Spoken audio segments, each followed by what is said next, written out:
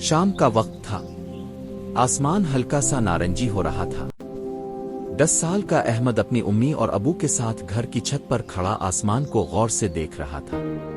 اچانک احمد زور سے بولا، امی، ابو، دیکھیں، چاند نظر آ گیا۔ باریک سا چاند آسمان میں چمک رہا تھا۔ سب کے چہروں پر خوشی پھیل گئی۔ ابو نے کہا، الحمدللہ، کل سے رمضان شروع۔ احمد خوشی سے اچھلنے لگا۔ محلے کی مسجد سے اعلان ہونے لگا کہ رمضان المبارک کا چاند نظر آ گیا ہے۔ مسجد میں بچے جمع ہو گئے۔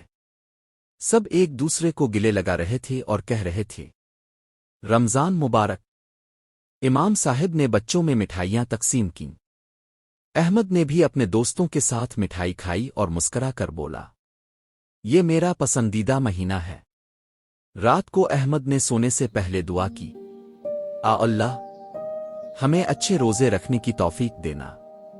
آسمان پر چاند مسکرا رہا تھا اور رمضان کی برکتوں کا آغاز ہو چکا تھا۔